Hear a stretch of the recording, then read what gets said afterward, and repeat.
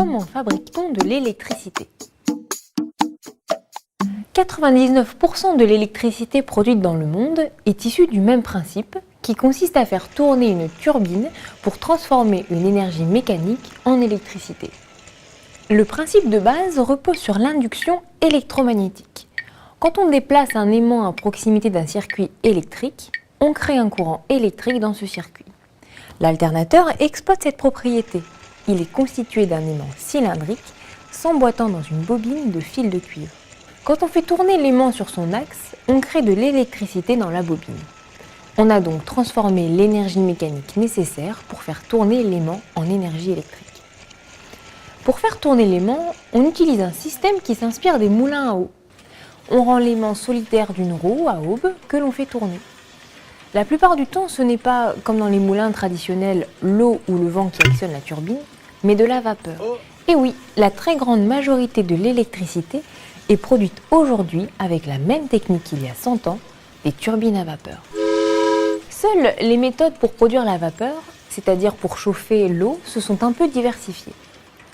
Les méthodes traditionnelles consistent à faire du feu pour chauffer l'eau.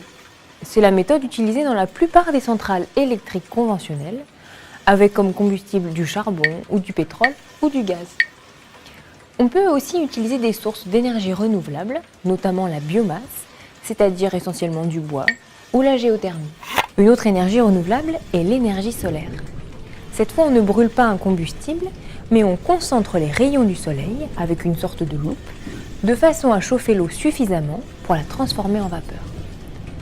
Enfin, dans les centrales nucléaires, c'est la chaleur provoquée par la fission des noyaux atomiques qui permet de transformer l'eau en vapeur et d'actionner les turbines. Mais on peut employer d'autres méthodes que la vapeur pour faire tourner une turbine.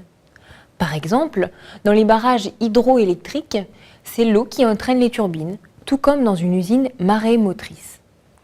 Dans une éolienne, c'est le vent. Dans les centrales au gaz naturel, c'est souvent le gaz lui-même, ou plutôt les gaz produits par la combustion du gaz naturel, qui entraînent les turbines. Pratiquement toute l'électricité produite sur Terre est obtenue par transformation d'énergie mécanique. Mais il existe une deuxième source d'énergie qui progresse, la transformation de l'énergie transportée par la lumière. On utilise pour cela des panneaux solaires photovoltaïques.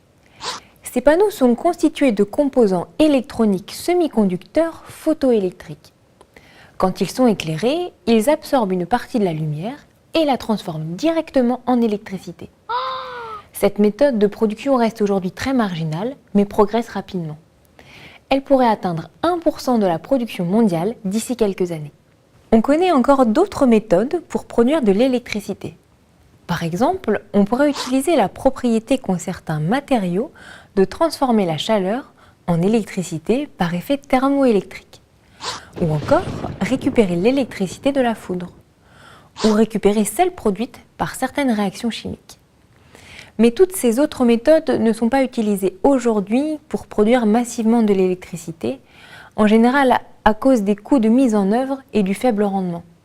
Malgré tout, la dernière méthode, qui consiste à récupérer l'électricité produite par des réactions chimiques, occupe une place importante dans notre vie quotidienne, puisque c'est le principe utilisé dans toutes les piles et toutes les batteries.